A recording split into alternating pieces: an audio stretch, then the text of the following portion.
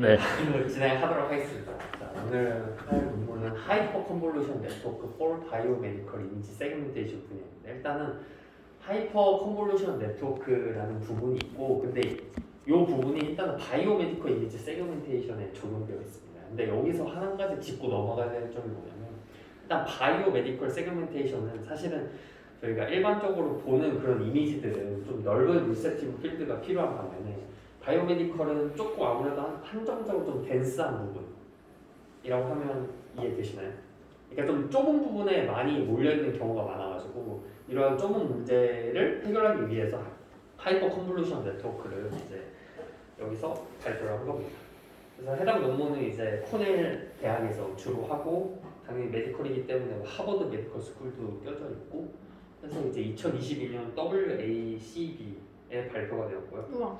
이번에 또 하와이에서 항상 개최가 되더라고요. 그래서 저희도 이제 조금 더 연구 역량을 높여가지고 추후에 이제 보내달라고 하면은 하와이. 교수님께서 언제든지 보내주실 거라고 생각을 하면서 발표하도록 하겠습니다. 그래서 일반적으로 이제 기본적인 저희가 컨볼루션 뉴럴 네트워크를 보면은 커널을 많이 사용을 합니다. 다들 커널 아시죠? 그래서 기본적으로 이제 여러 논문들을 통해서 3x3 컨볼루셔널 커널이 가장 학습하기 좋다라고 이제 증명이 되어 왔었는데, 근데 결과적으로 사실은 이 커널이라는 것 자체는 저희가 훈련을 해야 되는 그런 파라미터예요. 그래서 커널을 크게 키우면 어느 이점도 많지만, 그에 또 반대로 생각을 해보면은 커널이 커지니까 학습해야 되는 파라미터가 많아지고, 그러면은 GPU도 당연히 더 많이 필요하겠죠. 그래서 이런 문제가 있기 때문에 이거를 이제 문제를 삼아가지고 결국에는 파라미터 많은 거 좋다. 근데 이러한 파라미터를 너무 많게만 설정을 해도 오버피팅이나 또는 이제 로버스티니스가 매우 부족할 수가 있다. 이런 걸 문제를 삼고 있습니다. 그래서 이제 컨볼루션을 관련된 좀 더 릴레이트 워크에 대해서 말씀드리면, 먼저 다일레이티드 컨볼루셔널이 있습니다. 이 해당 컨볼루셔널을 한 번도 못 들어보신 분 계신가요? 저요. 그러시군요. 설명을 해드리도록 하겠습니다. 기본적으로 저희가 알고 있는 컨볼루션은 저 이제 왼쪽에 위치한 그냥 기본적인 3x3의 컨볼루션이에요. 근데 이 컨볼루션이 점점 이동을 하면서 그 해당 이미지의 피처만 뽑아서 적용을 하게 되는데, 이 다일레이티드 컨볼루션이라고 하면은 결국에는 파라미터 수는 동일합니다. 3x3은 동일한데, 얘를 이제 이미지에 적용을 할 때 어떻게 적용을 하냐, 하나씩 띄어가지고 적용을 합니다. 이해되시나요? 그러면 어느 이점은 일단 파라미터 개수는 동일하고, 그 반면에 리셉티브 필드는 넓어지는 거죠. 그러니까 리셉티브 필드라고 하면은 하나의 이제 피처가 볼 수 있는 이미지에서 얼마만큼의 크기를 담을 수 있나, 그거의 이 범위를 얘기를 합니다. 그렇기 때문에 이런 커널이 이제 컨볼루션이 아마 2017년도인가 나왔고, 사실 요거를 적용했을 때 이미지 세그멘테이션 분야에서도 성능 향상이 꽤 의미 있게 나타났었습니다. 그 다음으로 또 컨볼루션은 이제 어토로스 스페이셜 피라미드 풀링인데요. AS 빨리빨리라고, ASPP라고 이제 부르기로 하는데, 이거는 앞서 이제 말씀드린 그 다일레이티드 컨볼루션에서 좀 더 확장을 해가지고 그 이제 컨볼루션의 저 픽셀과 픽셀 사이의 크기를 기존에는 1로 했다면 얘를 이제 여러 가지로 증가시켜 놓는 겁니다. 그러니까 요 사이를 이제 6개의 픽셀로 해보기도 하고 24개의 픽셀로 해보기도 하고, 그럼 결과적으로 9개의 파라미터 수를 가지고 넓은 리셉티브 필드를 볼 수가 있는 거예요. 그렇게 해가지고 이제 딥랩 V3에도 최근에 계속 이런 ASBP를 많이 사용을 해서 결과를 계속 올리고 있습니다. 최근까지. 자, 그 다음 나온 것은 이제 디포머레이블 컨볼루션인데요. 저희가 앞서 이제 봤던 부분은 아무래도 컨볼루셔널, 이 커널 사이즈를 정의를 했다고 해도 한정된 범위밖에 사실 보지를 못합니다. 네모난 그 범위 안에서 저희가 이미지의 정보를 볼 수밖에 없는데, 이 디포머레이블 컨볼루션 같은 경우에는 기존 이 A를 이제 B, C, D처럼 그냥 여러 방면에서 보는 겁니다. 그러니까 똑같은 9개의 파라미터를 가지고 여러 가지 오프셋, 방향들을 줘가지고 다양한 부분에서 정보를 얻어오는 거죠.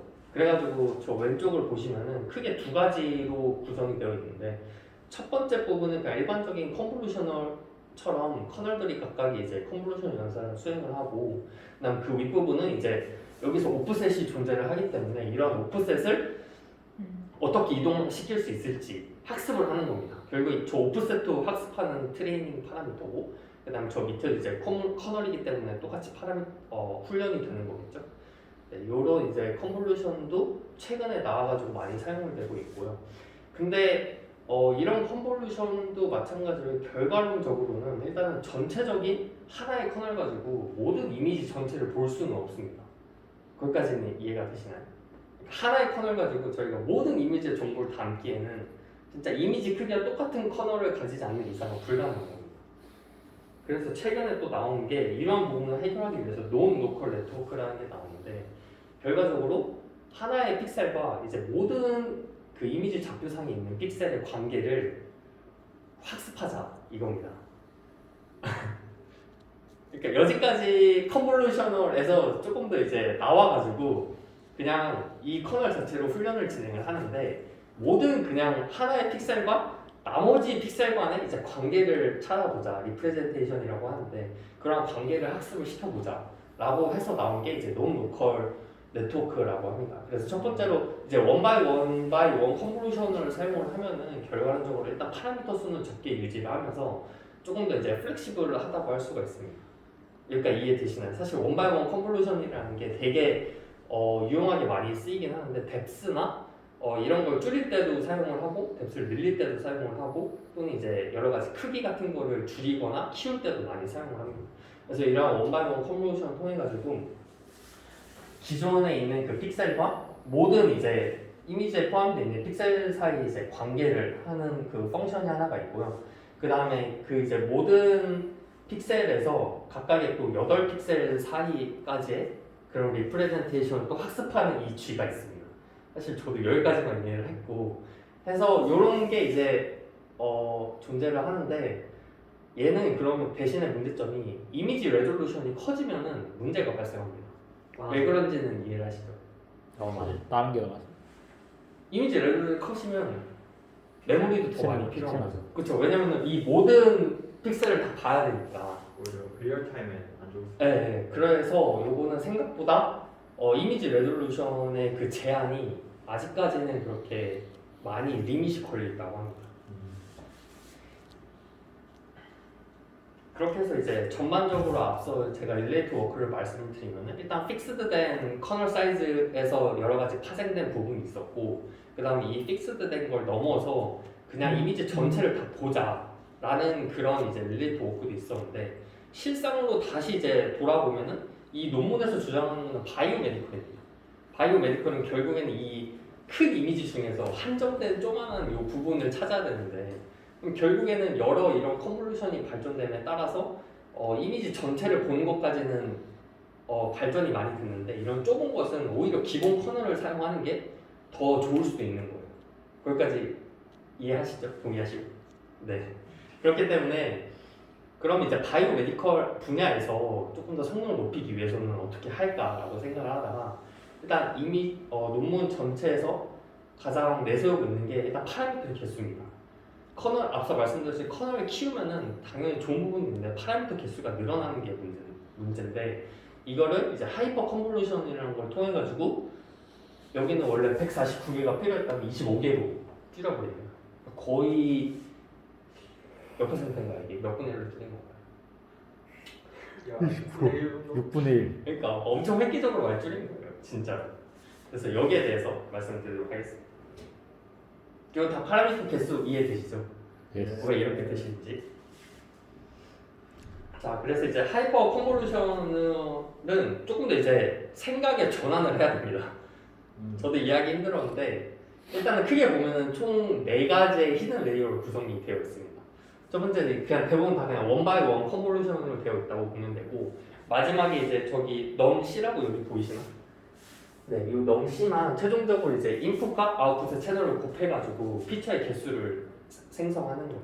그래서 대부분 원 바이 원 컨볼루션으로 계산이 되어 있는데, 여기서 이제 보셔야 될 게 뭐냐면, 커널 자체를 기존에는 이러한 커널들이, 그래서 보면 이런 게 다 결국 웨이트이지 않습니까? 그렇죠? 거기까지 이해를 하시죠? 이러한 웨이트를 하지 말자입니다. 이러한 웨이트를 버리고 이 커널 자체를 미리 정의를 해요. 그래서 3바의 3 커널인데 여기서 이제 잘 들으셔야 됩니다. 그거를 이제 X축이랑 Y축으로 커널을 이미 만들어 놓습니다. 근데 그 커널은 이미 값을 가지고 있어요. 이렇게 X축으로 이렇게 -1, -2, 그 다음 뒤쪽 보면 이제 0이 위에서 아래로 떨어지는 거고, 그 다음 -1, -2, 약간 축이라고 보시면 됩니다. 이해 가시나요, 저기까지? 그러니까 커널을 학습을 하는 파라미터로 만들어 놓는 게 아니라 그냥 저런 좌표 형태로 미리 그냥 선언을 해버리는 거예요. 그럼 무엇을 학습을 하냐 라는 게 중요한데, 그래서 그 학습을 하는 게 바로 이제 요겁니다. 요 두 개에는 결국에 커널이 들어가고, 커널에 저 좌표값이 들어가게 됩니다. x, y 좌표값이 들어가게 되고,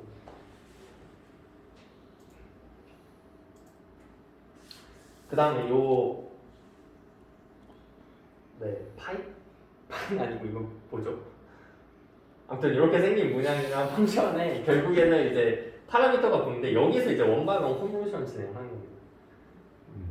그러면은 결국에 얘네가 아니 그럼 좌표를 왜 학습을 하냐라고 하는데, 저도 알아보니까 이게 기본적으로 저희가 커널 자체를 학습을 하는 거는 explicit representation이라고 하거든요. 그러니까 커널 자체가 학습이 되는 거고, 얘는 이제 implicit representation이라고 해서 결국에는 이러한 그 커널의 위치 자체가 정보를 가지고 있는 거예요.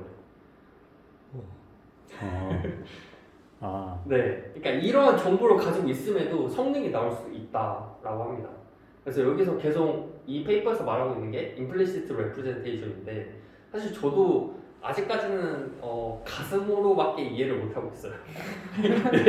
뇌로를 이해해야 되는데 아직까지 가슴으로밖에 이해를 못하고 있는 상황이고, 그래서 결과적으로 x랑 y에 좌표를 넣어서 앞서 말씀드린 그런 원바이원 컨볼루션을 해서 결국에 그냥 이 컨볼루셔널 커널을 만드는 겁니다. 원래는 우리가 이거를 여기 있는 이거를 다 학습을 했다면 그러지 말고 그냥 요거 좌표 넘어서 원바이원 넣어서 커널을 만들자. 이렇게 하면은 결국 세그멘테이션 값이 그 부분에서 나올 거다. 그러면 만들 수 있는 조합은 저게 지금 5x5 커널이고, 그러니까 저희는 이제 커널의 크기에 대해서 아무 상관없이 만들 수가 있는 거죠. 컨디셔널 그리드 저것만 가지고 만드는 거지. 만드는 거죠. 네, 맞습니다. 저것만 가지고. 저걸 이제 더 크게 만들 수 있는 거죠. 네. 그래서 결과적으로 저희가 이제 기본적인 파라미터를 계산을 하는 데 있어가지고, 여기는 이제 커널 사이즈가 들어갑니다. 그러니까 3x3 커널이면은 일단 3 곱하기 3 9에다가 그다음 뭐 이제 인풋 채널이 있을 거고 아웃풋 채널이 있잖아요. 그래서 모든 채널 이제 다 곱해가지고 최종적으로 파라미터 개수가 나오는 데 반해서, 여기도 당연히 그 커널의 개수는 동일합니다. 인풋이나 아웃풋은. 근데 반면에 이제 여기가 저희가 가장 많이 사용하는 그 3x3 컨볼루션이라고 쳤다면, 요 NL을 통해 가지고 저희가 이거는 선언을 할 수가 있습니다. 뒤쪽에서 더 말씀드리겠지만, 얘는 저희가 정할 수가 있고, 근데 결론적으로 실험을 통해서 정하는데 일단 4일 때가 가장 좋다고 합니다. 4라는 거는 4개만 사용을 했다. 그 다음에 요 플러스 1은 제가 이야기하는 원바이원 컨볼루션 자체가 사실 파라미터가 하나를 가지고 있잖아요. 그래서 저는 그 플러스 1이 아닐까라고 생각을 했습니다. 이건 틀릴 수도 있어요. 근데 이 플러스 1에 어디서 나왔을까? 아무리 생각을 해봐도 일단 플러스 1은 파라미터인데, 결론적으로 그럼 파라미터가 어디서 나올 수 있을까 하다 보니까 제가 앞서 이제 코드를 보면서 봤던 게 원바이원 컨볼루션이 이루어져 있더라고요. 그러니까 원바이원은 사실 파라미터가 하나밖에 없으니까, 그래서 그거지 않을까라고 생각을 하고 있습니다. 그렇게 해서 기본적으로 이제 유닛 3x3 유닛을 했을 때와 이제 5x5 유닛을 했을 때 기본적으로 이제 파라미터 개수는 2.1이랑 5.3 밀리언 이렇게 나오고 있는데, 하이퍼 유닛에 커널 사이즈를 5x5를 했을 때는 일단 파라미터 개수를 거의 4분, 여기서 여기니까 4분의 1을 줄인 상태에서 다이스까지 높아진 상황입니다. 여기까지 이해되시죠? 그 다음 이제 요 최종 부분 이제 논 로컬은 아까 제가 말씀드린 그 하나의 픽셀과 모든 전체 이미지의 픽셀의 관계를 보는 그런 네트워크인데, 거기다가 요 하이퍼를 적용을 했을 때도 일단 파라미터 개수는 매우 낮아지면서 가장 좋은 성능을 볼 수 있었다고 합니다. 그 다음은 아까 제가 말씀드린 저 NL이랑 그 다음에 이제 사이즈 관련한 부분인데, 일단 사이즈는 5x5 정도로 설정을 하고 그 다음에 4개만 사용을 했을 때 가장 좋은 결과를 실험적으로 얻을 수가 있었고요.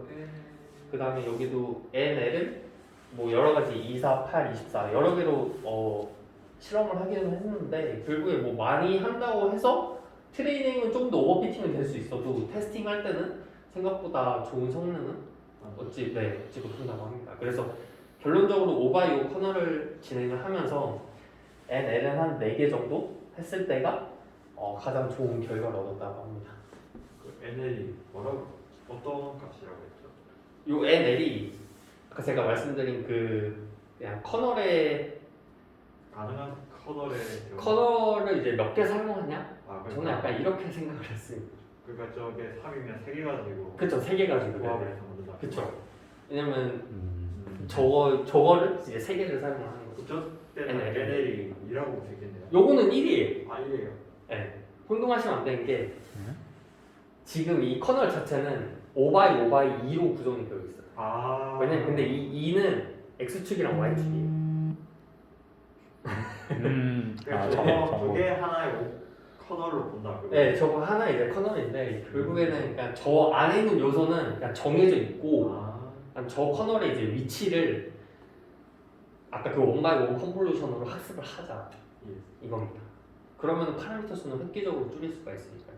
그러니까 커널이 커져도 문제가 없는 거예요. 얘는. 왜냐면 결국에 커널은 작별값이니까. 네, 저는 이상 여기까지 했습니다.